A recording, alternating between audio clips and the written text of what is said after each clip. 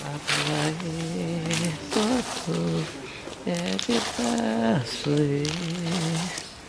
Batuaê, de Taçuê, a Totô, é de Taçuê, a Totô, é de Taçuê, a Totô. Batuaê, Totô, é de Taçuê. Batuaê, Totô, é de Taçuê. Batuaê, de Taçuê, a Totô, Taçuê, a Totô, é de Taçuê, a Totô. Batuaê, é de Taçuê.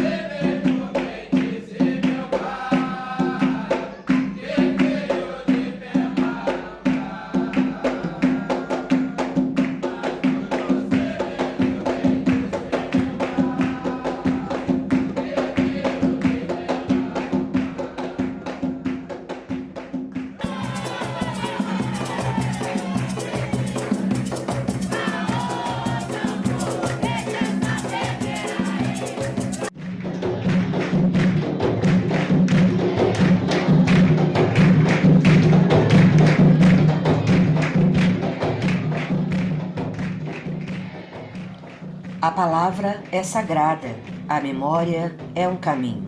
Em Vassouras, no sul do Rio de Janeiro, um homem escravizado semeou a fé onde havia apenas dor.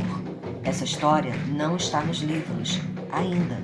Está nas vozes, nas oferendas, nos cantos. Essa é a Umbanda de Pai Fabrício.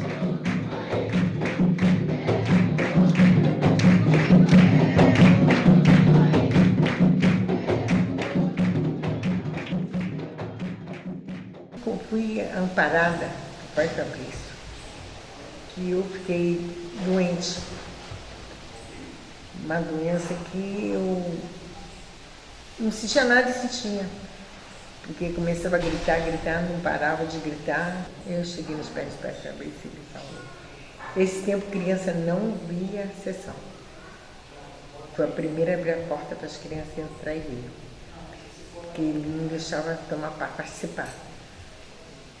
Então, ele falou, ela tem que botar a roupa. Larguei tudo e fiquei com a Aparecida. Me casei aqui, ser casada aqui. Desde pequenininho eu ando na macumba. Até o seu pequenino me carregava no colo. Até o pequenino, que era tio da Joaquina, eu tinha o maior respeito dele. E pior que quando eu cresci, vim pra cá, ele que me tomava a benção. Eu rezo vento virado, rezo erisipela, espinha larreada. Quando eu falei para ele que eu cheguei, não tinha falado com ele não. Eu ia pegar um 38, ia fazer uma grande besteira na minha vida. Isso foi cortado, graças a Deus. Aí ele me disse, você não vai precisar dar tiro em ninguém. Vou chamar o Pai Fabrício só para te rezar. Você não vai precisar fazer nada disso. Então o Pai Fabrício me deu a força, parece que foi até sua cachoeira nesse dia que trabalhou. Me deu a força e falou, tu vai para casa, não me pare em fundanga nenhum. E graças a Deus, estou até hoje, uns 46 anos por aí, batendo tabaco, né? Gostava muito.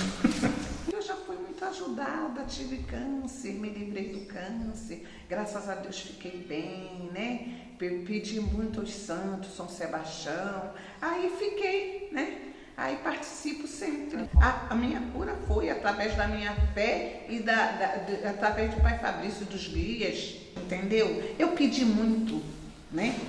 Pedi muito, saía daqui já rezando, já entrava no meu banheiro para tomar banho, para ir para o hospital, rezando. Muita fé, entendeu? Aí eu tenho gratidão por isso, né? Estou sempre aqui agradecendo, às vezes está cantando os pontinhos, eu estou pedindo pela minha saúde, por tudo, para saúde da família, pedindo pela família, né? É isso aí. E hoje a casa tem um parabéns oficial que é uma autoria sua, né, Dina? É uma maneira que deu certo, né? Como é que foi isso? Fazia um aniversário da casa e aquilo veio na minha cabeça. Parabéns, parabéns.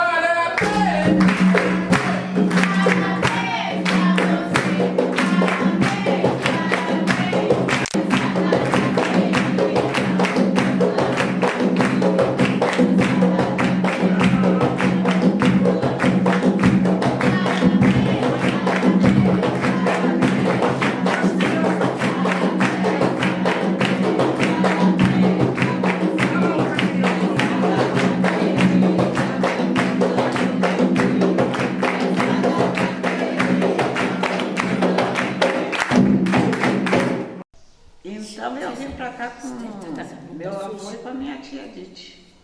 Manuel Batista, que ele já era frequentador da casa de Pai Fabrício. Ele e minha tia, quer dizer, primeiro eles nem traziam a gente, né? Era minha tia Júlia, que batizou os filhos dela todinho na mesa de Pai Fabrício. Todos os filhos são batizados aqui. Enquanto nós não, porque a gente morava na roça, né? A mamãe vinha sozinha. Então a mamãe vinha, vovô, essas coisas. E uma época, aí seu Custódio precisou, a família que morava aqui, que tomava conta da casa, mudaram, né? E aí ele convidou o vovô para vir para cá. Então, como eu morava com eles... Como era o nome do vovô? O vovô era Manuel Batista de Assis. E minha tia Judite Batista. Então aí veio eu para cá com eles com 7 anos de idade. E aí fomos vivendo, né? A gente já sabia, já acreditava em Pai Fabrício, porque nós vivíamos disso. Na roça você acreditava nos rezadores, a gente não precisava de remédio, de nada, porque a gente nem adoecia, né? Que tomava os chás, os sumos, então isso tudo. E quando a mamãe tinha alguma decisão, vinha aqui no Pai Fabrício para poder resolver. Era o Pai Fabrício que era tudo, era médico, era advogado, era tudo da família. Porque tudo era feito em nome de Deus, né? Oi, quem é essa preta Maria que veio lá de Minas? Oi, quem é esse preto João que veio lá de Angola? Oi, quem é essa preta Maria que veio lá de Minas?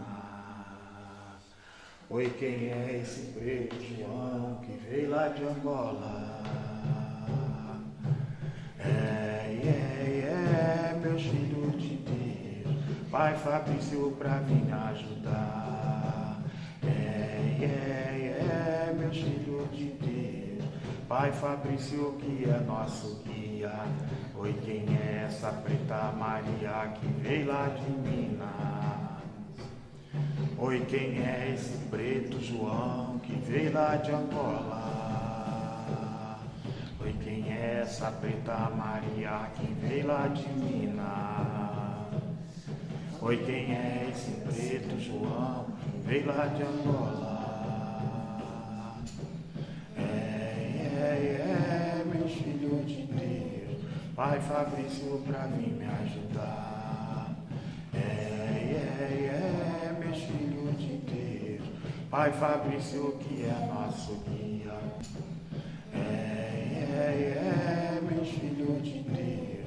Pai Fabrício pra vir me ajudar. Meus filhos de Deus, Pai Fabrício que é nosso guia. Então ele, esse nome, que para nós não deixou de ser um nome, passou a ser uma referência de fé, de amor, de esperança principalmente.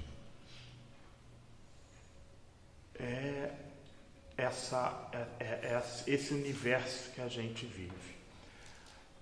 A nossa história, os nossos rituais vieram tudo assim através da oralidade. A história da nossa casa, a história dessa doutrina, tá? Que eu gosto de falar doutrina, não linha. Doutrina de Pai Fabrício, né? Começou com uma pessoa.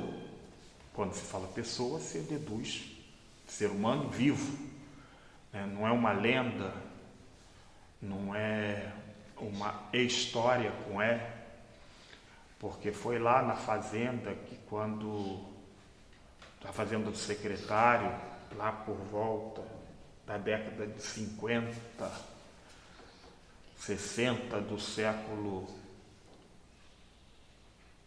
XIX, que se iniciou lá na fazenda do secretário, em São Sebastião dos Ferreiros. A nossa família, a família Caravana, ela tem uma origem do seu nascimento, surgimento, né, na Ilha de Malta. Não é portuguesa, como muitos talvez até achassem. Eles saíram da Ilha de Malta, pararam em Portugal, mais precisamente ali na província de Barcelos. Eram 3 irmãos, um ficou lá e 2 vieram para cá, que foi o João e o Luiz. Vieram para cá, foram direto, né, segundo o relato, para a área de Minas, pegando ali praticamente o sul de Minas, centro-sul de Minas. Aí dali foram, posteriormente, para Vassouras, para essa fazenda, que já pertencia à família, né, que eram todos ligados uns aos outros, os Caravanas e os Souza Duarte. Né, ali nós tínhamos essa ligação e eles foram para ali. E ali, o seu Luiz teve o filho dele, junto com a sua esposa, Dona Maria Cândida, nasceu o seu Custódio de Souza Caravana, aquele tá lá do bigode. Com 6 anos de idade, ele começou a manifestar nele a epilepsia, né, que na época era considerada uma enfermidade demoníaca e tal, cercado de muita ignorância, até porque a medicina naquela época não era avançada, então não existia diagnóstico. E assim ele foi tendo diversas crises, e em algumas dessas crises, um dos escravizados, que o nome dele batizado ficou como Fabricio, né? Presenciou, e como ele era um escravizado de casa, né? Era considerado ali o curandeiro que cuidava dos outros lá dentro da fazenda, pelo seu saber, né? Porque existem alguns relatos que diz que ele era de origem banto, e os bantos tinham muito essa característica do curandeirismo, né? Do conhecimento das ervas, das infusões, das poções, dos chás, dos banhos. E ele, vendo aquilo, ele chegou para a Dona Maria Cândida, falou com ela, e ela foi né? Mas naquela época a mulher não tinha voz ativa igual as mulheres de hoje têm. E ela perguntou diversas vezes ao seu Luiz, mas como existia aquele receio, ainda existia certa cautela, ele não autorizava. Mas em determinada ocasião, seu Custódio, meu avô, teve uma crise muito forte, e aí ela foi em cima do seu Luiz, que era meu bisavô de sangue,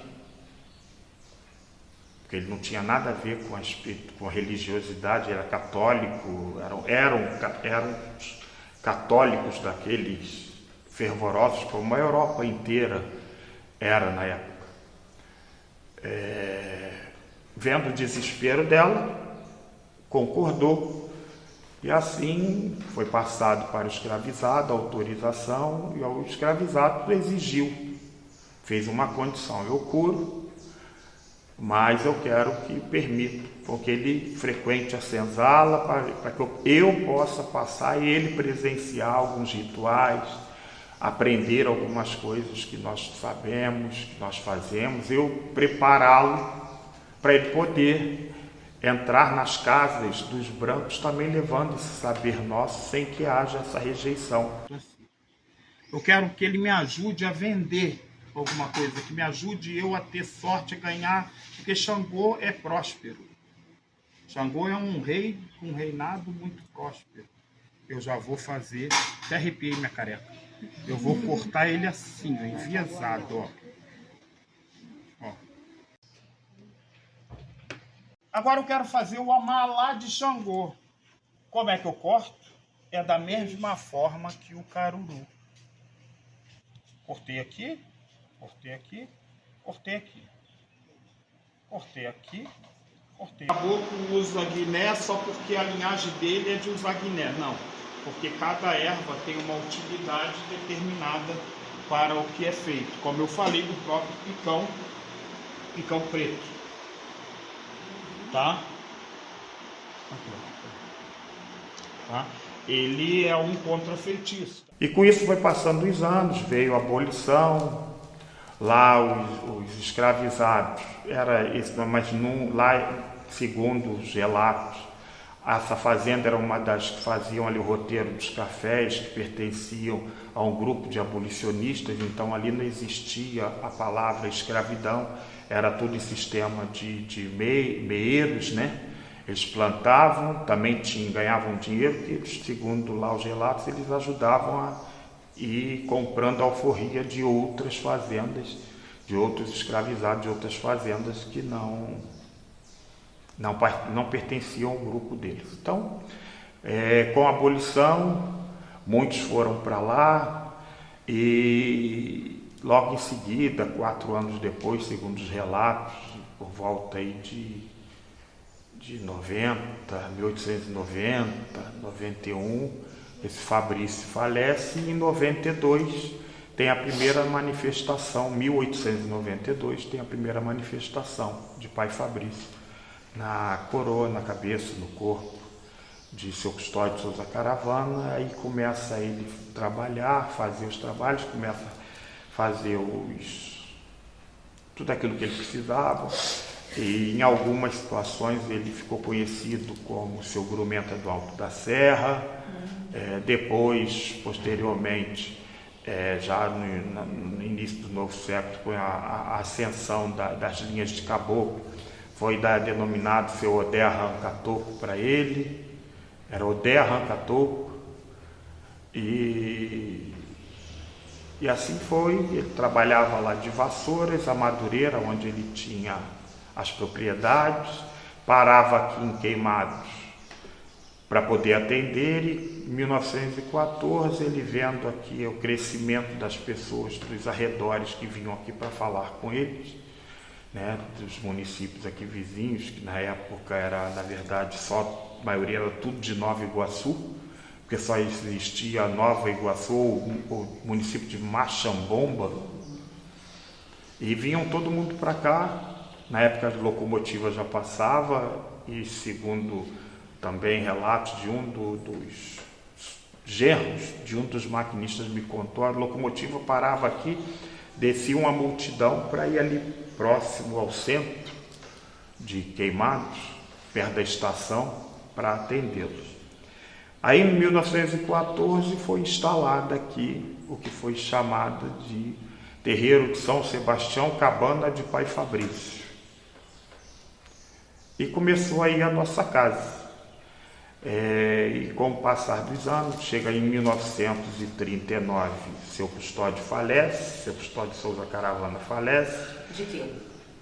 É morte natural, né? Porque não teve acidente, não teve nada, e segundo sabemos, não houve diagnóstico de outra coisa. Simplesmente 6 meses antes da passagem dele, ele reuniu todo mundo, reuniu os parentes, daqui 6 meses eu vou fazer minha passagem. 6 meses antes ele comunicou, quando foi 6 meses depois, ele reuniu no dia de uma sessão todo mundo e fez a passagem na mesa de santo dele rezando.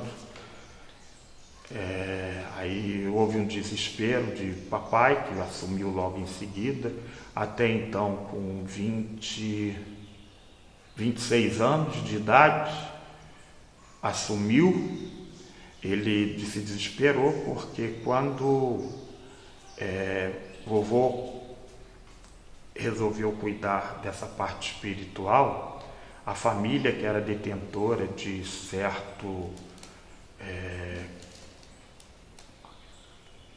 certa presença nos meios da aristocracia do Rio de Janeiro, então capital do Brasil, quando ele se aproximou mais desse lado, principalmente dos afrodescendentes, negros, né, dos pobres, uma boa parte da família rompeu com ele, e ele não se preocupou, porque ele falou que ele queria continuar o legado que foi determinado para ele. Então ele pouco se importou com isso, e quando o vovô faleceu, meu pai assumindo, na herança também, que era ele e mais 2 filhos, 2 irmãos, Laureano e que a gente conhece como Sinhá,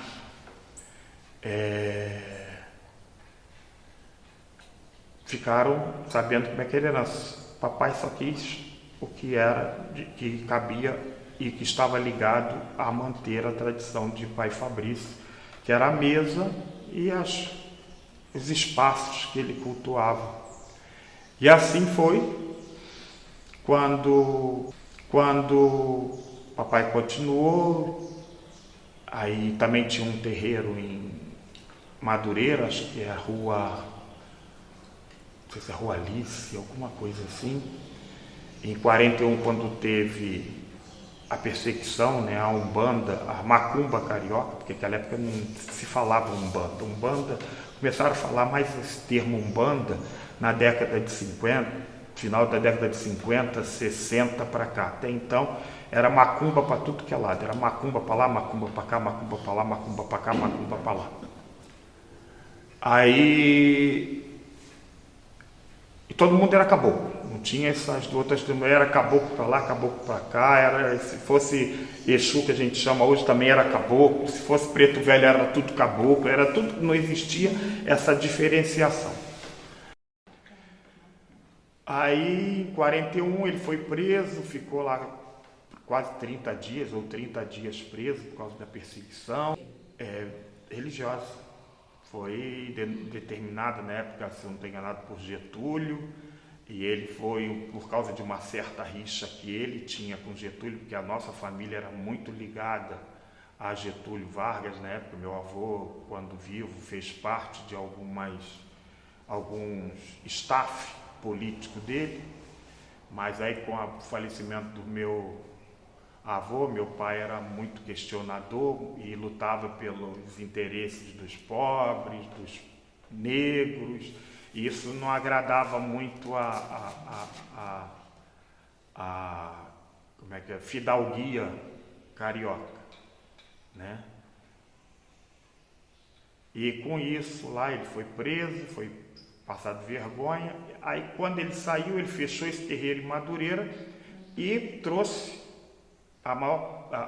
todo o movimento que ele fazia em Madureira, ele Aí fez com que houvesse o crescimento dessa casa, que até então era mais um ponto de reza, de desenvolvimento uma vez por mês, porque ele dava muita atenção. Era em Madureira e uma parte também em Vassouras. Mas com o fechamento de Madureira, por causa disso, aí ele focou mais em Queimados, Vassouras e abriu Três Rios. Foi onde ele abriu o terreiro de Três Rios, fez lá também uma outra área para aproveitar o pessoal da zona ali de Juiz de Fora, que aí fica mais próximo.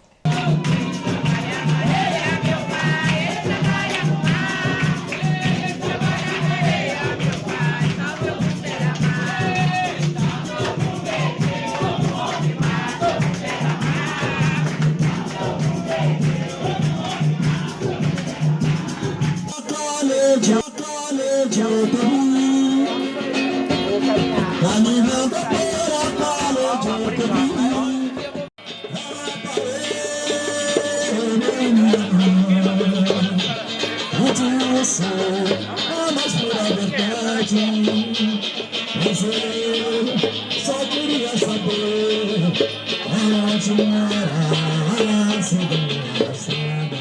Saudar o restante agora. Na casa de Exu tem macumba todo dia.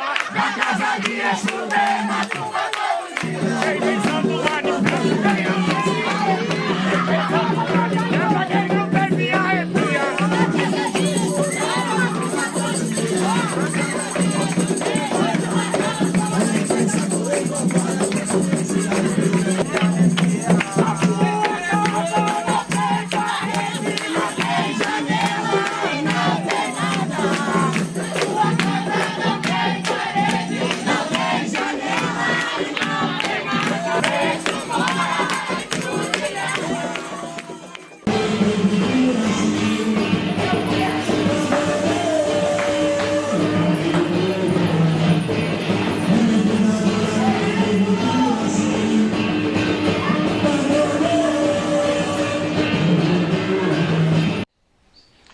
E aí foi levando essa ritualidade, tá? Passaram-se os anos, ele pôde trabalhar tranquilo, desenvolver, mas continuou, mesmo quando chega em 60, na década de 60, em 64, que foi quando eu nasci, isso tudo que eu estou contando vem da oralidade e fazendo com que aquilo se perpetuasse e a gente tivesse o que passar para as outras pessoas.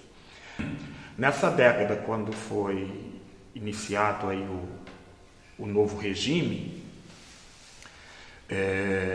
onde tudo era verificado, se existia sintomas, né, do socialismo, aí eu lembro quando eu era jovem, criança, que eu sempre estava perto, na década de 70 ali, por volta ali de 70, acredito eu, porque eu lembro muito, porque era época até de perto de Copa do Mundo, e a Copa do Mundo que eu me recordo, de 70 eu não lembro, 66 piorou, mas a de 74 eu começo a me lembrar bem, porque a gente assistia, né, e tinha mais as coisas ficavam mais na memória, e foi mais ou menos nessa época que a gente aqui, papai atendia as pessoas que precisavam, porque antigamente os terreiros, com as rezadeiras, os curandeiros, né, apesar de curandeirismo ser no Código Penal ser uma prática de contravenção,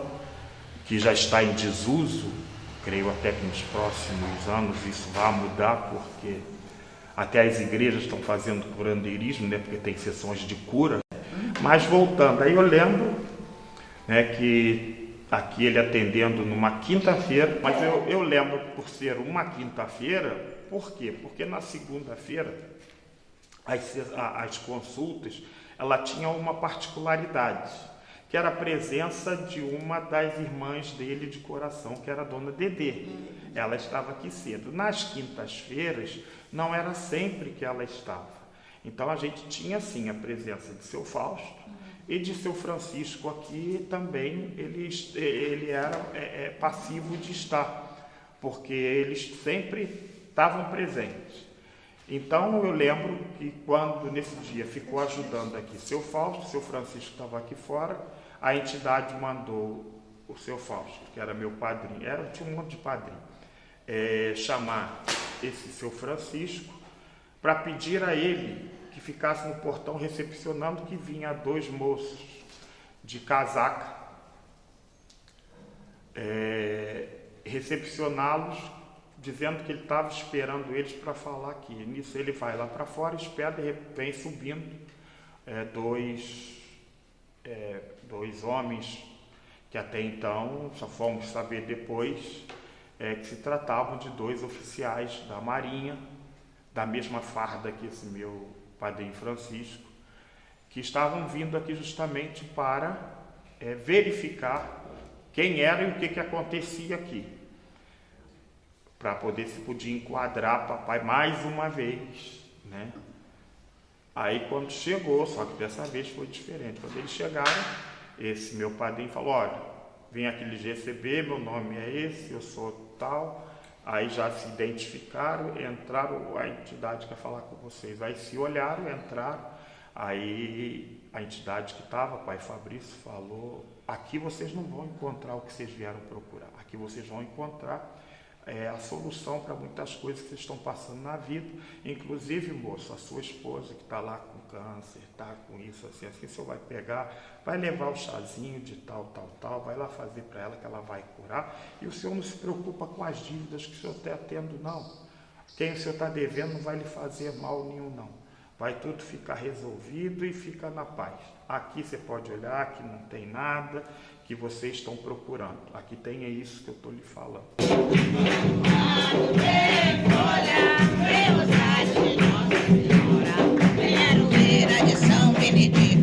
Vai, Benedito, que nos valha nessa hora. Tem aroeira de São Benedito. Vai, Benedito, que nos valha nessa hora.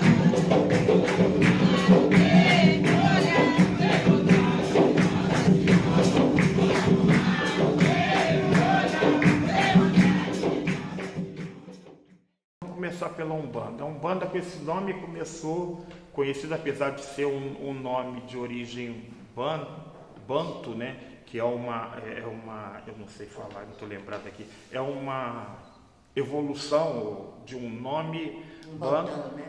Hã? De um bandão. Isso, que foi falado por uma determinada pessoa lá em 1907, mas a gente já praticava o que se faz hoje aqui, os nossos ritos, desde o século XVIII. 1800, lá, final de 1800, meu avô já fazia o que foi aprendizado através do escravizado. E aí meu pai deu sequência e a gente vem fazendo isso, cuidando e fazendo todos esses rituais, todas essas coisas, com base nos aprendizados de um africano que foi passado em vida para a gente, não foi mediunizado, não foi espiritualizado, nem psicografado. Foi em vida como deveriam ser feitas cada coisa. Então a gente não fez cortes para a Umbanda que foi criada depois para modificar, pelo contrário, eu procuro trazer aquela originalidade que foi passada, né, das macumbas, que era macumba carioca, dos calunduns,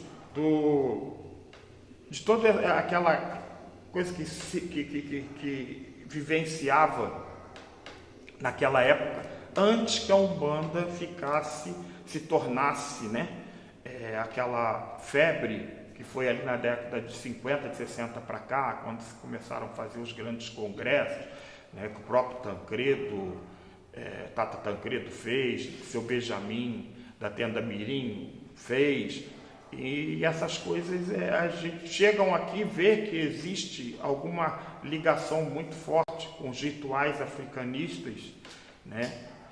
Porque é o nosso ritual das nossas casas, as nossas roupagens, elas mantêm aquela tradição antiga, os nossos rituais, os nossos cânticos são muito misturados, a gente aqui busca, tem em língua nagô e urubana, em língua banto, em língua portuguesa, não é que nós fazemos hoje essa mistura, isso tudo já veio lá de trás.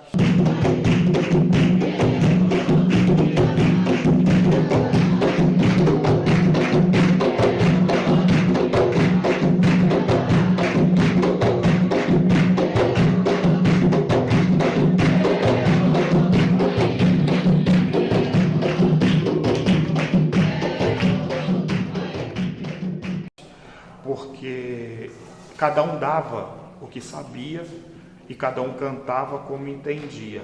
Então nós viemos, nesses mais de um século de cabana, só de cabana, né, que esse ano 2025 fez 111 anos, nós não mudamos. Por que eu vou mudar uma coisa que eu já recebi pronta?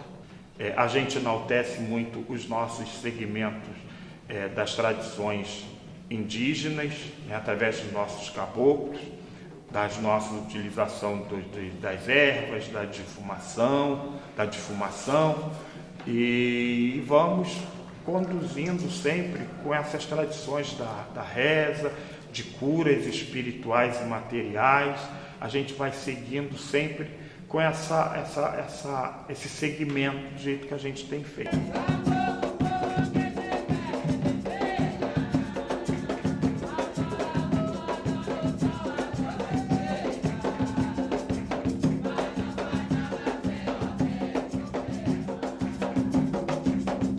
A nossa casa é essa, nosso ritual é esse, onde a gente cuida das nossas tradições religiosas, preservações culturais, através do jongo, do samba de roda, porque era assim que a gente aprendeu. Minha avó, por exemplo, Marieta, ela é da família lá que fundou, que administrou e que está lá até hoje, do Quilombo São José, na região de Valença. Está lá os Seabras, lá Dona Marieta Seabra Caravana, que foi feito muito essa interligação. E nós continuamos tocando, seguindo, passando por essas linhas e buscando sempre a preservação.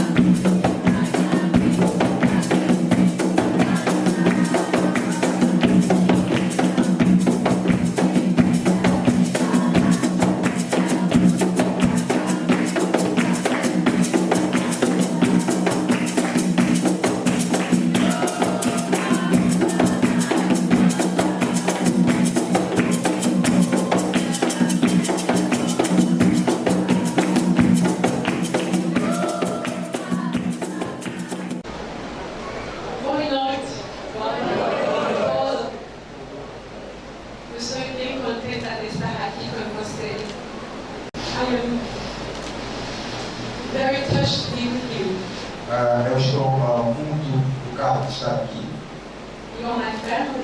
Vocês são minha família. Que eu encontrei outra vez. E cada um de vocês. Eu consigo ver a face dos meus ancestrais. In each one of you, I find the hope that one day we will be reconnected. E cada um de vocês, eu consigo ver a esperança e um dia iremos reconectar outra vez. This was a dream our ancestor had. Este foi um sonho que os nossos ancestrais tiveram.